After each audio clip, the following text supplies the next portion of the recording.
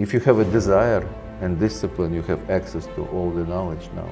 I believe in self-education. For everybody? Not for everybody. Why do you think that most business owners can't scale a business to the level that you scaled your business to? Two reasons. First reason, not a big desire, but those who have desire don't have knowledge. Persuasion, if you were to rank how important persuasion is in all the skill sets in business, where would you rank it? Number one. Number one. What's the difference between manipulation and influence?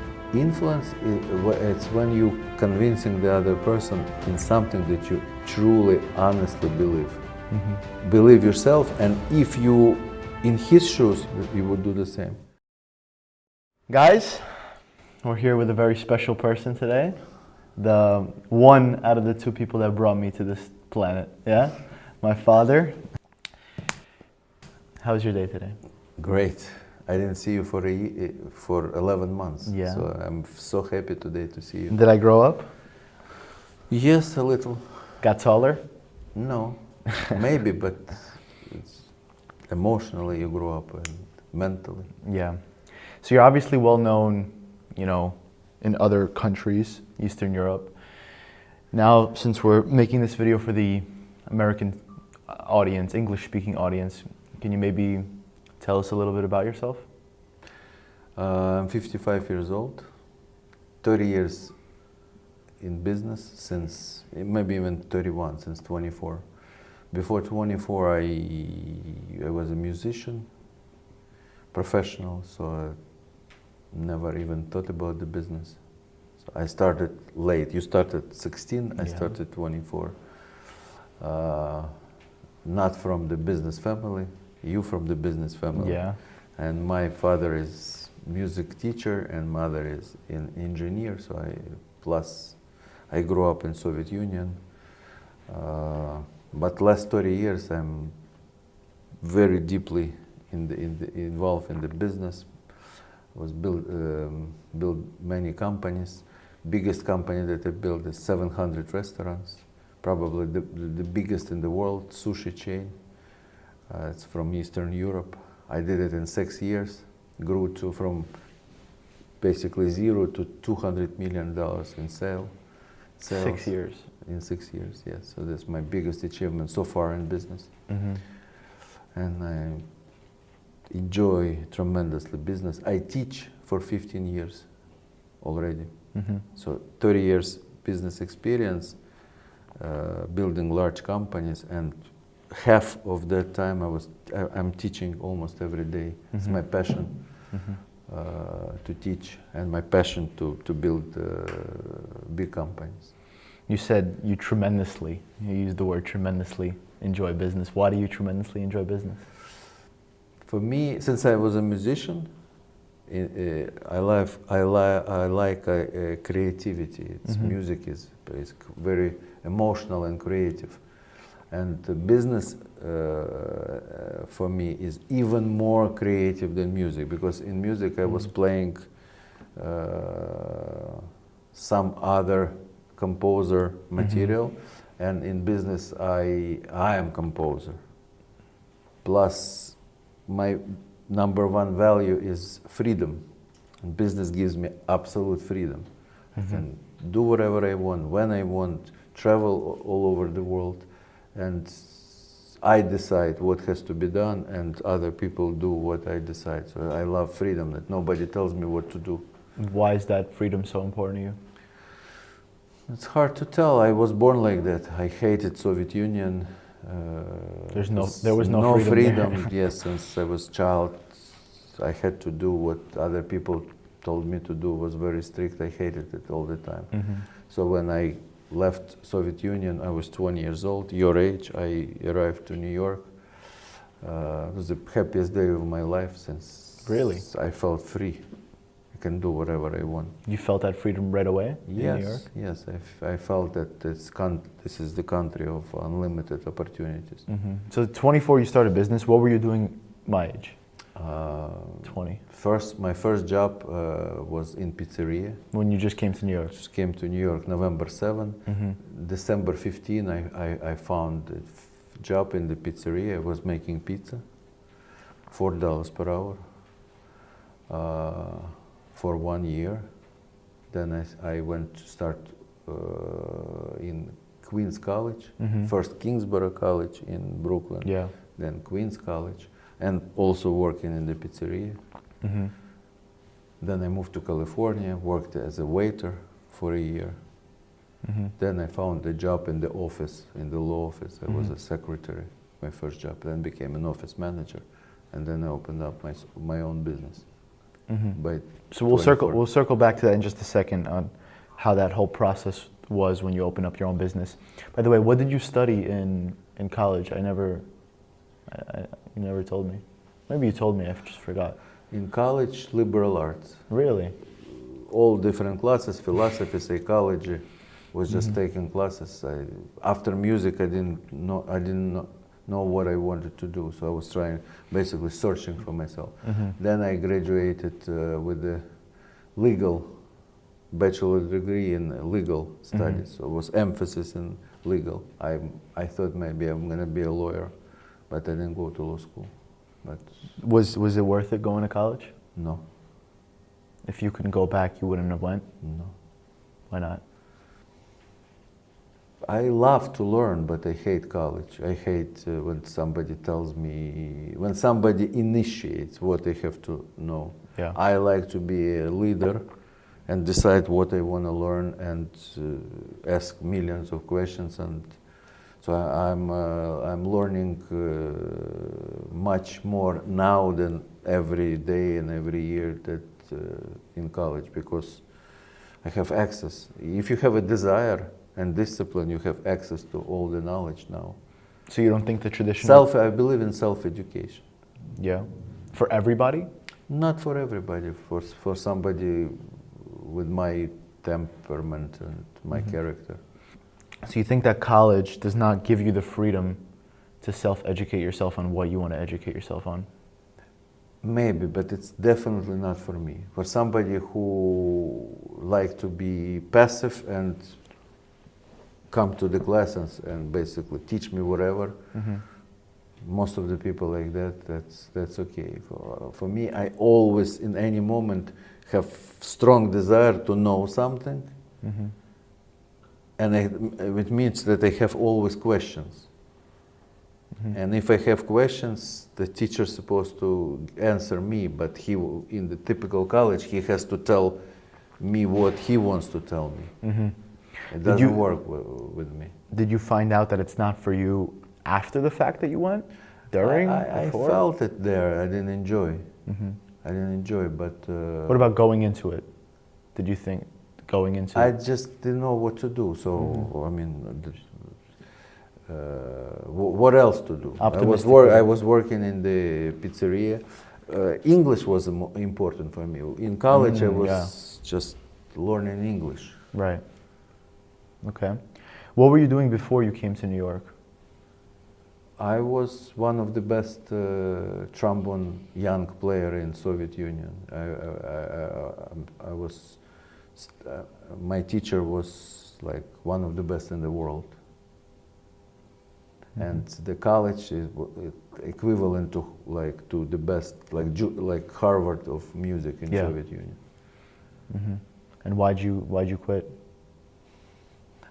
When I came to United States, I thought that I'm going to be a musician. But in the United States, I felt that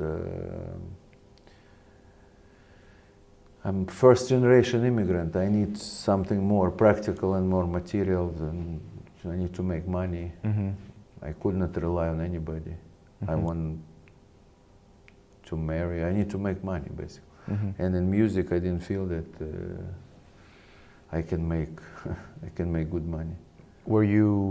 Was there some sort of pain when you let go of music? Very big pain. It was huge love of my life, big passion. Music was like I love business now. Yeah. I used to love music. It was very, very difficult. But now you still play the trombone nowadays, so you got back into... Yes, so I live in two worlds. Yeah, after moving and feeling this big pain, how much time went by for you to understand, all right, like now I have a different passion, now I have a different love for money, for business? I started business in 24, but when I was 24, but I I cannot tell that I was passionate about business until I became 30 years old. Yeah. Between 24 and 30, I was more interested in personal development, to understand the meaning of life, the basic fundamental things, which was more important than business. I mean, business didn't inspire me so much because I had so many questions that my soul was soul searching. And that was my like 80% focus, and business was 20% focus since 24 to 30. It was quite. I was quite successful. I had 200 employees, $30 million revenue by 28, 29 already. But I was not so passionate about business. When I turned 30 years old, I basically found the answers to many questions that I had. Spiritual questions, and all my energy was already dedicated to business. I started to look at business differently. I found creativity in business. I felt like a builder. I can not operator, builder, to build a business. Yeah. So I started to learn management a lot, and how to manage large organizations became my passion. Biggest passion is how to build and manage large organizations. Interesting. So you opened up your business when you were 24, your first business. When was that business successful? Right away. Right away? I mean, it was not right away big. It was growing, but success every year, success. And you grew that to 30 million in annual revenue while having an 80-20 focus, 80% spiritual. Maybe 70-30. How were you successful?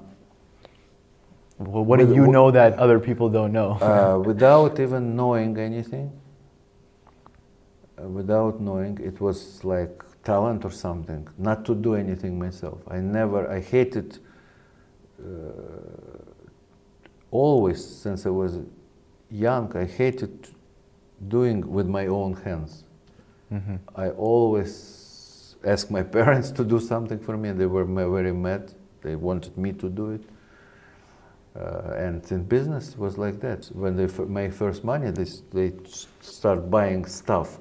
Yeah. But stuff never inspired me. Cars, all material things never inspired me very much. So money that I was making, I was investing in people, and I was just telling what to do, and they did it. That's why, and it doesn't take so much time to tell what to do. Right. It takes a few seconds. Right. Please build me this house. It takes 3 seconds, but to build the house, it takes a long time. It takes a year.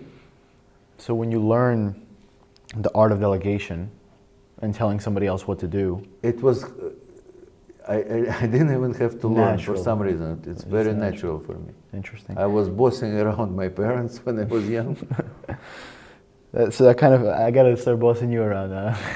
What do you say? I said I gotta start bossing you around then. Learn from you. Try.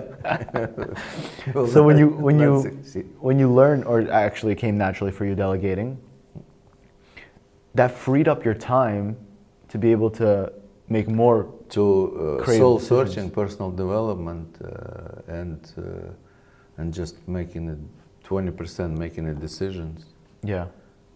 But that also freed up your time for more creative business decisions and thinking about what to do. Yes, and to build the business, not operate the business. Interesting. I was operating like a CEO, but with delegation. Okay, so what ended up happening with that first business that you opened up?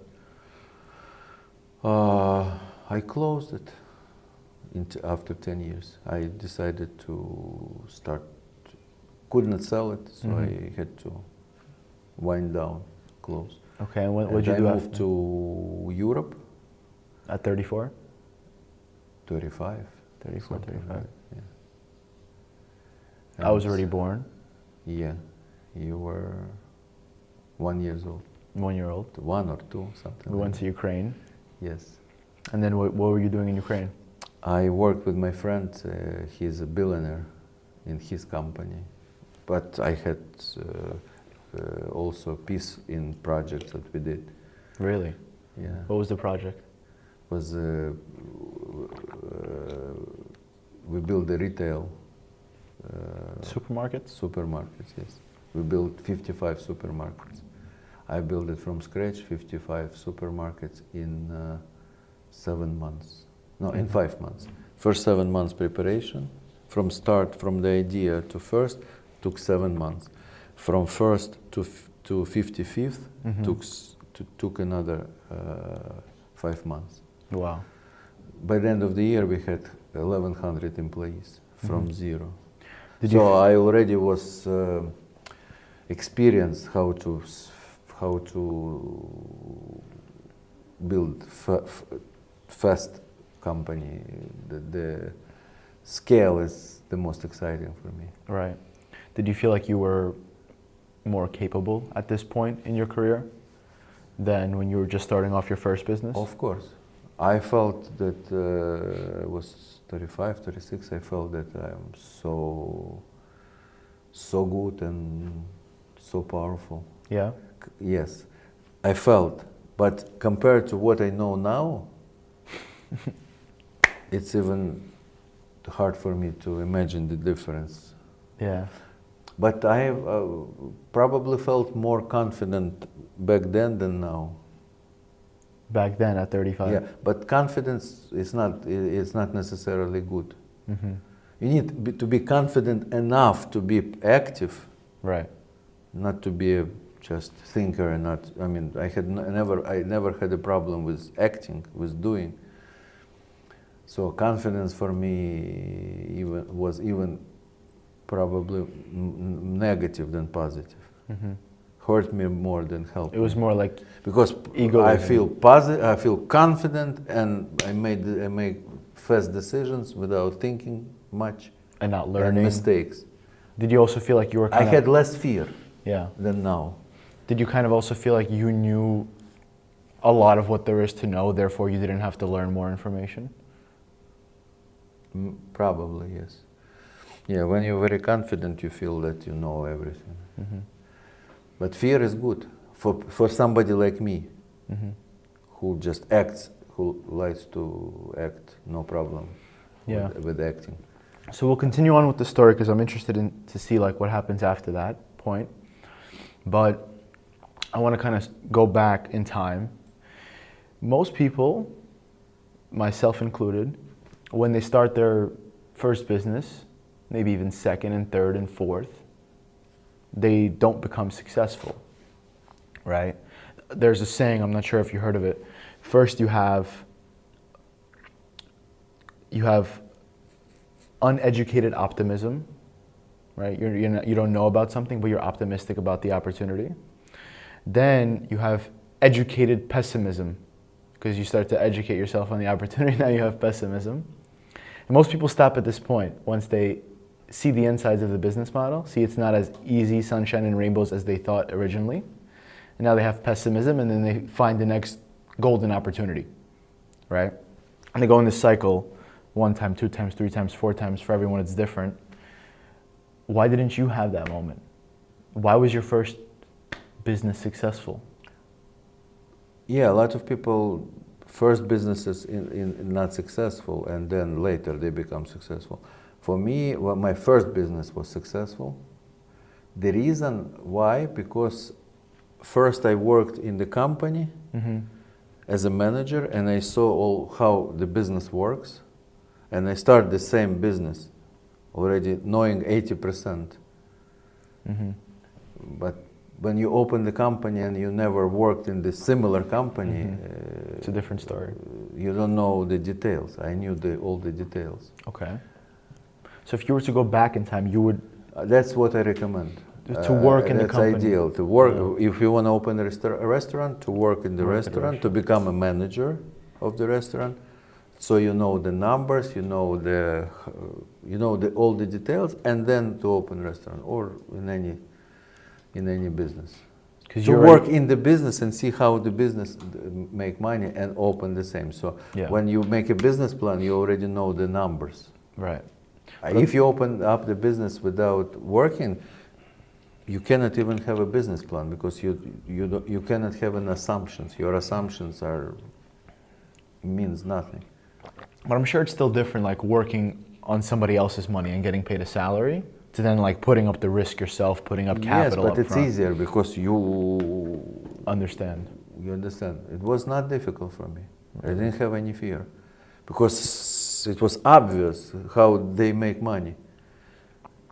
Client comes, pays this much money. I knew how much they're paying me and how much is left, and I see how they live. They make a lot of money. I didn't know exactly. And I knew everything, A, B, C, D, so I just had to do it myself. Yeah. Some people, like, they work at companies and they're completely unaware. But in the big company, it's different. When if I worked in the big company, still I'm somebody small in the big company. I don't understand all the whole. But process. I worked in the small company and okay. I understood almost everything. So if you were to go back, you would still work at a small business. For how many years did you work at the law office? 8 months. It was enough for me. 8 months. So you'd work there for maybe a year in a small business inside of the niche that you want to potentially go into business. I didn't know that I want to open. I just went to work there. I was not even thinking about the business. Right. It just happens. Okay. You telling the totally different situation. Yeah. So when you like consciously want to open business, first you go. It was not like that. It was just a moment for you. It was just happening. Interesting. Without a plan. Interesting. What do you think makes that difference? Why do you think? No. But if you have already desire to open the business, it's still good idea to go and to work for half a year, 4 months, whatever, right. To understand how the business works and then open. It's very interesting because, like, just an example, me and Kolya, we were just leaving the airport to come here, and we knew how much it costs to get the transfer, that need tour or whatever the company name they're offering. It's like they were asking for 200 euros, something like that, right? But then there was the guy who had like the need tour sign, the actual driver, and we came up to him, we asked him how much, and he didn't know the price, you know? So there's like guys like that get paid 15 an hour, whatever, however much they get paid. It's not my concern. They don't even know how much the company is making. They just kind of do their thing, unaware of the business processes that are going around them, just completely blind, just doing the task. That's I was like that first couple of years when I worked in the pizzeria, as a waiter. I never thought about the money in business. You're like, I'm selling this guy a pizza for $15, but I'm getting $15 for the whole day. I was thinking about, I don't even know what I was thinking about, honestly. Yeah. Now 100% of the time thinking about business, and I was 0% when I was your age.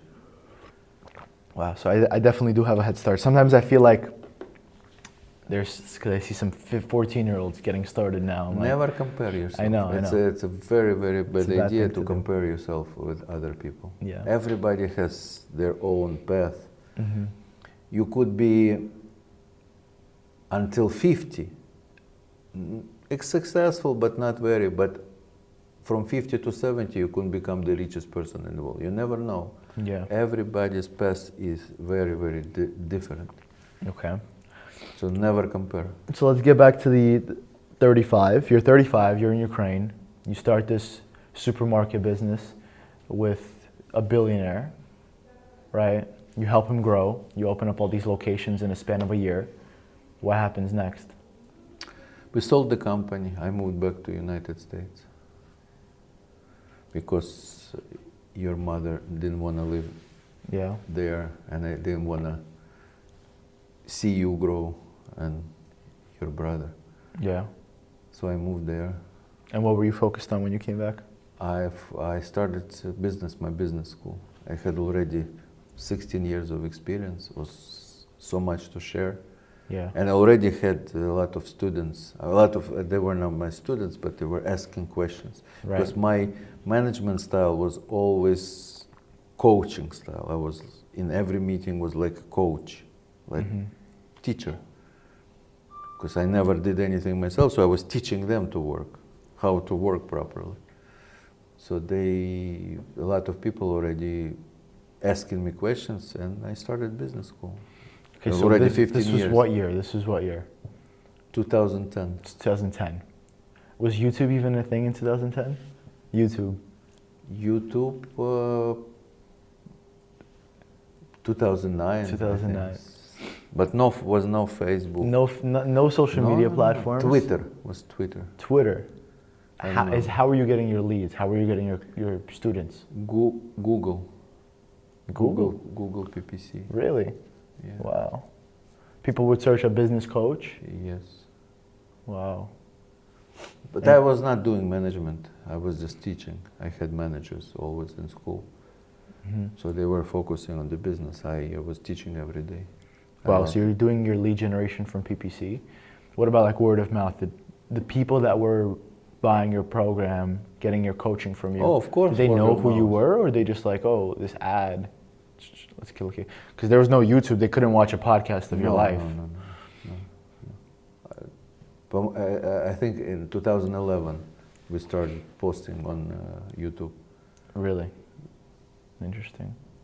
And what were you teaching when you just started off? The same program.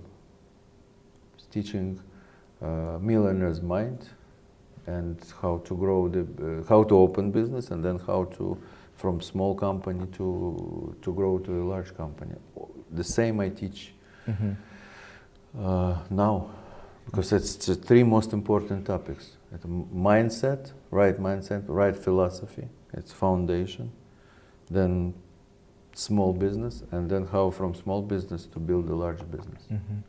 So when you opened up your school, you didn't have an active business that you were working on at the time, right? No, I had investments, but not as a CEO. Yeah, you just came back from Ukraine. Now you're in the States. You're in New York. You're grown up. How old am I at this point? 4 or 5? 6. Six. You 6. Eric is I'm 6. 8. 8. Yeah, my older brother Eric. He's 8. I was driving you to school every day, picking up from school. Remember? Yeah. Well, like, why open up a business school? Like, how did that idea even come into your mind? Also naturally, because demand was, I didn't have a school, but people asking me to give a lesson. Really? Yeah, I gave lessons on Skype. Was Skype back then. Remember Skype? Yeah. Yeah, it was a group chat. How did they know you? And How did they find? because I worked there with thousands of people in a large company. Oh, okay. So it's mostly those people that were from employees Ukraine. of that, managers of the Okay. yes. Interesting. And the knowledge was scarce back then. There was no YouTube, so what I knew was very, very precious for them, and they were like, yeah. it's hard to now you on YouTube. Right. Yeah. Now there's social media. Yes, You can yes. collect information. Now So it was big demand. Yeah. And one guy from the group that I was teaching for free, he said, can I become manager of your school? He told me the idea, let's do it. I will manage everything. I said, okay, if you want, let's do it. And this guy sitting in And the room he with, started that, yes. is this guy sitting in the room with us today? No. No? It's a different guy. No? That's interesting. Wow. So first you just had Like people hitting you up, asking you to do lessons. You were doing lessons for free. Yes, and one of the students, he offered, that was his idea. He's like, I'll monetize Yes, this. he saw so many people wants to learn, Yeah. and he said, I will start charging money and managing, and I said, okay, and it starts growing very fast. So how long were you doing free lessons for until like that student? Maybe 3-4 months. And how many people I would do were, it for free now also. I still enjoy, it's not, the business school is not doing it for money. I don't treat this as a business. I just love talking about the business and teaching people. Why? First of all, I understand myself better business. When I teach, there is a saying, if you want to learn something, the best way is to start teaching it. Yeah. I had enough knowledge, 16 years of experience, 15, now 30 years, even much more. But back then I was 40 years old already, so much experience, so much success. I felt that I have something to say, and I saw demand. Very enjoyable. Mm-hmm. To teach somebody is very, very enjoyable. It is. I mean, and interesting. Yeah. You learn about yourself. I learn about myself, and I see the difference in other people. Yeah. Is that important to you? Like to be able to help other people, provide it's value? enjoyable. It's just enjoyable when I see success in the people, in other people, and in this success, Yeah. I have something. You know, My knowledge. It's just enjoyable. that's like the biggest form of charity. When not only do you give someone fish, Teach but you them, teach how, them to how to fish. fish. That's exactly. And he could go on and without you and be. But for me, it's not mental. It's not like, oh, I'm helping other people. It's so good. It's right. I just love it. Yeah. You love it, but they love it, and you're giving them value, and you're getting value yourself. Yes. It's just a win-win overall situation. But it's not because it's just theoretically good things Yeah. to do. It's just I just like it. Mm-hmm. What do you think about like the coaches who, start their coaching programs because they want to make money? They don't like teaching people.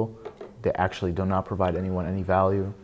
It's like a doctor who treats patients for money. It's Yeah. very, very dangerous. They Yeah. should be in jail, those Yeah. doctors.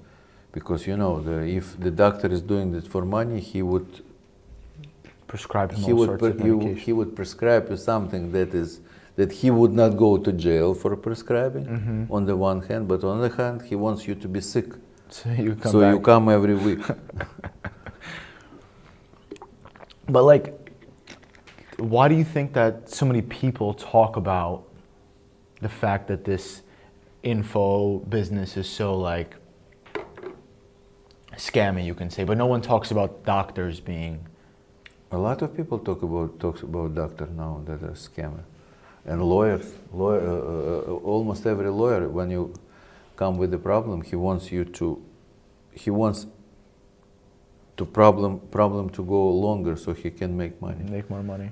Yeah, very dangerous people, doctors and lawyers, and teachers, many teachers, and the bad reputation in info business because they promise something that is not achievable. Yeah. And people are naive, and so you can make $1 million in 2 weeks. I can teach you. Pay me $30. To pay Yeah. $30 and whatever, $100. The promise is the seducing. Yeah, but let's say Which is bad. with your business coaching, you promise someone, or not promise, but you say, hey, listen, I can help you if you apply 2x your business, 3x your business, and you genuinely can.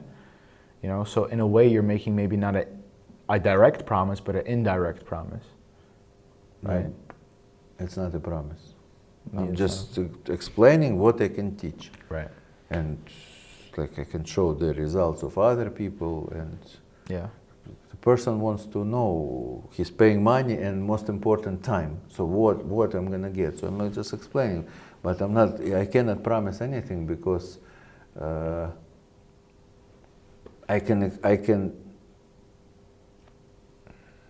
I cannot give you a fish. I can teach you how to fish, but I cannot fish instead. I cannot. You should do it. I will explain everything, but if you will not do it, like exactly with a good doctor tells you exactly what to do, what to eat, what not to eat. But if you're not following his prescription, nothing gonna happen. Yeah. Do you think sales is manipulation? Depends who is selling. ethical person or unethical person. It's a very, very small difference. You can be very ethical salesperson. You can be totally unethical if you change something a little bit. Yeah. How do you describe manipulation? Lying to the person, exaggerating, for the purposes, obviously, to make money. What's the difference between manipulation and influence? Influence, it's when you convincing the other person in something that you truly, honestly believe. Believe yourself, and if you, in his shoes, you would do it. You would do the same. So you want to teach him, for example, what you are using, and if you were a student, you want a teacher like that, who would teach you that. So if you change the places, then it's influence. And manipulation. Manipulation, if then you know that you are cheating him, that you would wanna. You're convincing him to do something that you know is you bad would for him. you would not wanna do. In his shoes, you would, if you in his shoes, you would not wanna do, but you trying to convince him to do it. Well, what do you think is the most important thing in sales? The most important in sales to really understand what person needs. Like a doctor, good doctor, first is diagnosis. There are so many different problems. So you can have, you should understand what's the problem and what exactly this person needs. By asking questions, you ask questions, you understand what he needs, like, as a doctor. And then you do prescription. You say, I strongly believe you need to learn sales, marketing, management. You explain why, and say, here's the pharmacy. I have a pharmacy. If you want, you can buy this. I can teach you this. But that's not manipulation. You're like a doctor. What if honest doctor? That's you see his problem. Yeah. What if you did the questions, you found out that this person will actually be a good fit for your prescription, for your business, but the person has some objections, right? And he has to think about it, and he has to do this, talk to his wife, and so forth. Would you continue to move forward and try to explain to him and convince him? I wouldn't. You would just let him. I wouldn't, make a but decision. I know that it's probably wrong in sales. Yeah. That's why I would not be a typical salesman. You don't want to change someone's mind. I don't want to change his mind. Yeah. How important do you think sales? He needs to want more than me. The student need teacher more than. I mean, it's not right when teacher needs student more than student need teacher. Yeah, that's true. When the patient need doctor more than doctor need patient. So it's stupid if doctor would try to convince. I mean, it's his problem, not my problem. So if you want treatment, here's the treatment. Yeah. How important do you think sales, the skill of sales is for business? Maybe we could say sales. I don't like the word sales. Communication. No, I don't like this word. For me, it's convincing, persuading. Persuading. It's very important. First, you believe something. Second, you persuade. You convince other people in what you believe. Yeah. Passionately. So, and you can say it's sales, but I'm not. Persuasion. Persuasion. Better word to use. Yeah. So the person has a problem, and you try to persuade him for his sake.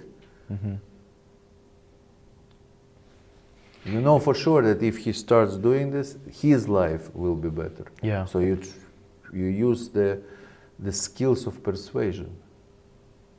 Right. Many skills. If you were to rank how important sales is on all of the skills that you need, or let's say persuasion, if you were to rank how important persuasion is in all the skill sets in business, where would you rank it? Number one. Number one. Because you, in management, in leadership, you persuade every conversation is persuasion. With employees, with investors, Yeah. with customers, you have to persuade something. In marketing. It's all about persuasion. It's not only to have something, but you have to explain what you have. Yeah. I have a job when you're hiring somebody. I have a company that is going to be $1 billion company. So you persuade him to join you. You persuade investors to invest. You persuade clients to buy. Yeah, very interesting topic. Maybe on the next, since we don't have a lot of time, maybe on the next podcast we can dive a little bit more in depth into business skill sets. You can give some sauce and value when it comes to there. But I want to resume back to what we were talking about. 35, or actually you're in Ukraine for a couple of years now. When did you come back to the States? When I was 40. 40. Approximately. You open up your school. Your school is going successfully. What happens? How do you become the largest sushi chain in the world? How do you own Sushi Master? What happens? I started in 2016. Actually, it was my student. He started this company and he came to learn how to scale. How long were you teaching just business? How long did you just have your business school for? 6 years before I started. From 2010 to 2016? Yeah, I had some businesses also, but nothing that became big. Mm-hmm. But this company became big. I saw his company. He started to learn. Actually, he started to learning in my school and started the company. Already using this knowledge, opened first 12 restaurants. Wanted to grow bigger. Wow, sorry to interrupt you. So when he just started his company, that's when he just started learning from you? He started to learn and then he started. And started the company, Yeah. Wow. He grew it to 12. Grew to 12 and he came to actually in Turkey, here in Turkey, 2014 to my exactly the same Yeah. seminar. Just to give you guys some context, we're in a business seminar right now, and we just decided to do a podcast here. Yeah. So he came to the podcast. He came to the not podcast. Yeah, the and seminar. I started to ask him deeply about his business, and I saw the opportunity. Mm-hmm. So this can become $1 billion company. I was all these years I was looking for the next idea to build $1 billion company. Yeah. And I offered him. I said, if you want, let's do it together. And he said, of course. Right away. Yeah. I mean, it's so crazy going into a partnership with your coach. We like with grew your it from mentor. 12 to 700 in 6 years. Wow. 215 cities, 15 countries, 700 restaurants. 700 restaurants across the world. Largest sushi chain. I think so. Yo, guys, if you're ever, where's McDonald's of sushi. Yeah. What's like the closest location to maybe the States? Budapest? Maybe the closest. If you guys are ever in Budapest, check out Sushi Master. Not a paid sponsorship, by the way. I have to call up Igor, he has to know. Send me some bands. That's interesting. So what drove you, like why did you see the opportunity in this business model? Because I saw that every restaurant is profitable. Mm-hmm. All 12. Yeah, and I knew that in United States, sushi. Actually, you don't even know one of the reasons that I went to this business. Really? Me? Yes. What about? Because you always, when I was in New York, you always wanted to ask me to order sushi. Remember? Yeah. Me and Eric and yes, both like you sushi. and Eric always sushi. So you never asked me to order pizza. Yeah. So I understood that the popularity will become in Russia will become as popular as in the United States. Yeah. And big pizza chain existed, Domino's Pizza and Pizza Hut, but there was no sushi chain. And delivery was the same, pizza and sushi. Yeah. There's still no sushi chain in Still America. no sushi chain, so it's a big opportunity. We Still. will go probably next year and we will start in the United States. You guys heard that? Where's the first location? Probably Miami. Miami. Yes, sir. You got some competition over there. Some good sushi spots. It's okay. we are not a restaurant, fancy restaurant. Delivery. We are focused on the delivery, Interesting. like Pizza Hut and Domino's Pizza. Interesting. Interesting. So, is there like, because I know for some people, they feel some sort of problem, some sort of pain internally, and then they start a business to help other people fix that pain, fix those problems. For you, it doesn't really sound like it's like that, or am I wrong? For you, it's just about making money and working with a team and a cool business model that is scalable. For me, demand. I saw that demand will Yeah. arise in Eastern Europe. It's not so popular, but I saw that it's becoming more popular. And I saw that in the United States, everybody is ordering sushi already. So you didn't have like the pain of, oh, there's no good sushi where I'm at in Ukraine, so I want to... No, it was already in Eastern Europe. It was already good sushi, but Yeah. I saw the market will grow. The Yeah. size of the pie will grow. Have you ever had that process of starting a business where you started it because of a pain that you felt and then you wanted to solve that problem for a specific prototype, for a specific person? Yes. Last year, I started an investment in real estate company that people can invest in real estate with a small amount of money. It was pain. You want to invest in real estate, but you you need to have a lot of money. Yeah. If you have $1,000, you cannot invest in real estate. You can buy stock, but you cannot invest in real estate. So I started because I saw this basically pain. I started this company. So that's a year like ago. that's like two separate things. Like you're starting this company because you see a problem, you see pain, and you want to solve that problem, that pain. And then you just start the sushi company because you just see that it's making money, and you see that there's demand. I see that can become thousands. So there's different ways of like choosing a business model, right? Sometimes Yes. you do what you feel passion Yes, about. some entrepreneurs are good in finding pain. I'm not so good. Sometimes I can do it, but I'm not so good. Like more boring good at businesses. already seeing successful small business that I can make it large. That's what I'm good at. So for you, it's just a business that I could scale. Scale. And a team that I I'm could just work looking with. for business that can be scaled to $1 billion. So it's just from- about dollar figures for you. Yes. You know, because there's some people who don't care about the dollar figures and they want to just solve a specific problem and they would rather lose money solving this specific problem than get into waste management. I don't want to solve any problems. I just love Yeah. build from small to large. Yeah. I can do it from the beginning from the beginning, but not that's not what I enjoy so much in the beginning. I enjoy seeing the city champion, I call it, Yeah. in one city champion, very good business, and to do this all over the world. You think guys like Elon Musk and Steve Jobs are the ones that are, No, they're different. they're different than you? They're the They're ones, product people. they're Steve the Jobs is- ones that see problems and pains and start a business because Elon of it. Musk problem pain, Steve Jobs no. Steve Jobs is just fanatical about the product. Yeah, but he saw the pain that there was no iPhone, and he really loved creating an iPhone. You know, Not you can so, I argue. don't agree.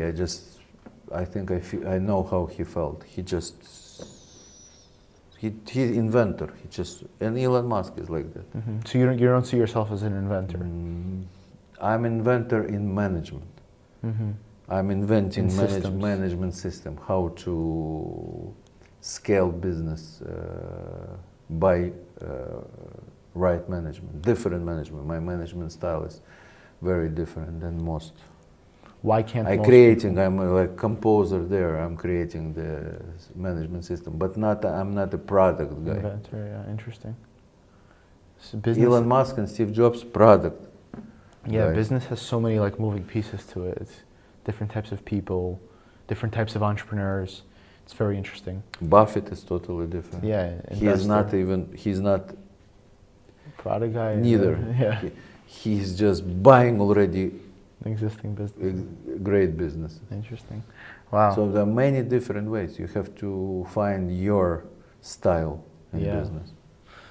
Yeah, that's interesting.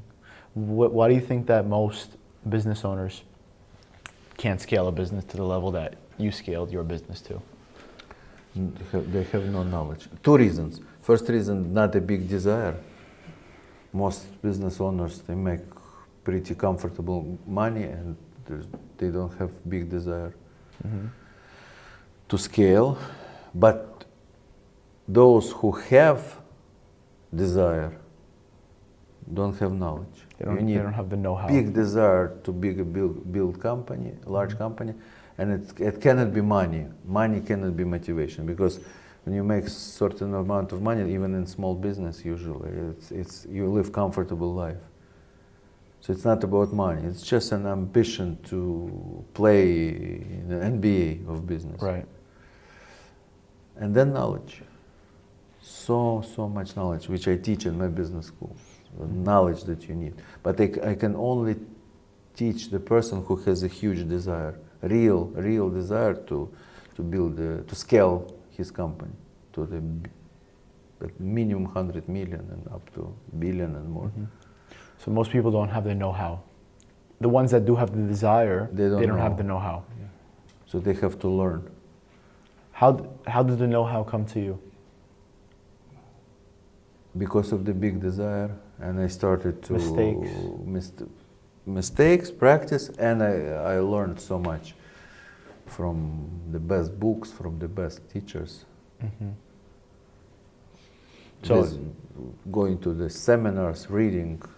So I was like very hungry for knowledge and 30 years of experience. yeah. So an entrepreneur who has a proven business model, it's profitable, has a desire to scale his business. That's the best client, Yeah. the best student and potential partner Right. for me. So one that has those two, a good proven business model and the desire, but he doesn't have the know-how. How long will it take him to get the know-how by himself if he was scattering around the internet, looking for maybe YouTube videos? If he making is mistakes? as smart as me, 30 years. Took me 30 years. If he is twice smarter, 15 years. If he is twice more stupid, 60 years. 60 years. Very simple. And how long with you? How long if you were to teach them the know-how? 10 times faster. Wow. 10 times. I mean, I cannot know exactly, but much faster. The reason you learn, the only reason is to be able to do it much faster. So without proper knowledge takes you 10 years. With the knowledge, with proper knowledge, if you have a good teacher, it will take you 1 year. It's not only time; it's money and effort and Of course. sleepless night. If you just don't know, you cannot sleep at night. If you know it, when you know, it's very simple. Yeah. What do you think is more valuable, time or money? Neither. The most valuable is desire. But if you had to choose one of the two, what would it be? Time or money? Yeah. Time for what? Time. You mean age, when you're like 20 or 50 years old? Yeah, like what's more of a scarce resource? Time or money? When you don't have money. When you have money, time. But there's Depends. There's an unlimited amount of money that we can make, but there's a limited amount of time that we can No, live. can and make it's different. I mean, if the person is rich, Yeah. the most important is time. When the person is not rich, the most important is money. Yeah. But even more important is passion. Yeah. Because a lot of people don't invest into coaching programs because they can learn it by themselves, but it takes them 10 times longer to learn it by themselves. And it's no guarantee. And no you guarantee. can learn by yourself and still Yeah. you didn't figure out. So if you value your time more than your money, you would pay money up front to learn what you want to get, the dream outcome that you want, in 10 times shorter amount of time. A good analogy is the key. The teacher is a key. Yeah. Can you imagine you need to open the door and you don't have a key. So if the teacher gives you a key, you just open the door. Right. You open the door. If you don't have a key, You're going to be breaking down the door you with cannot break. You need to make a key yourself. Yeah. How long it's gonna take you to make a key and find the right key? Yeah. So you make a key, doesn't work. Another one doesn't work. Interesting. Thank you so much for your time. Thank you.